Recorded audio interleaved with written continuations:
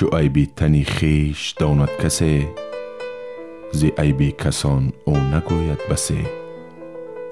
ابوالقاسم فردوسی.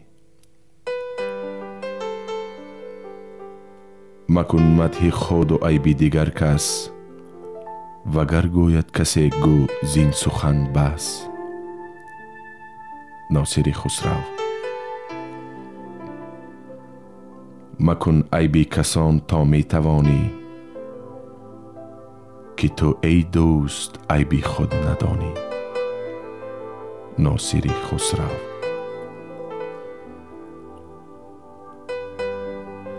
گر کسی عیب تو کند بشنو، وان چی عیب است جملگی بدرو. عبدالمجید سنایی.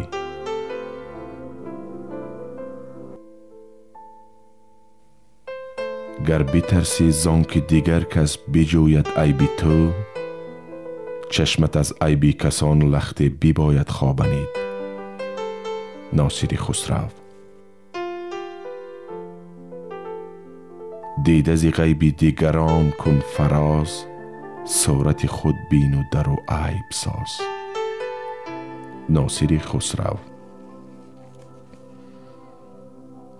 هر که گوید عیب تو اندر حضور، می نماید راحت از ظلمت بنور. فریدالدین عطار.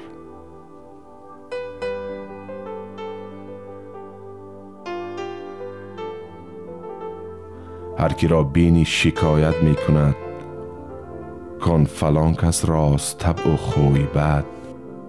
این شکایتگر یقین خویشی بد است، که از آن بدخوی بدگو آمده است. جلال الدین رومی.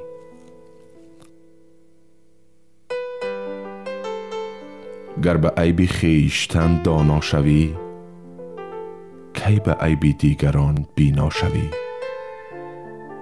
فریدالدین عطار.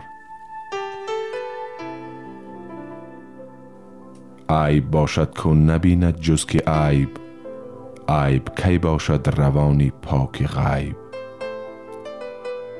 جلال الدین رومی.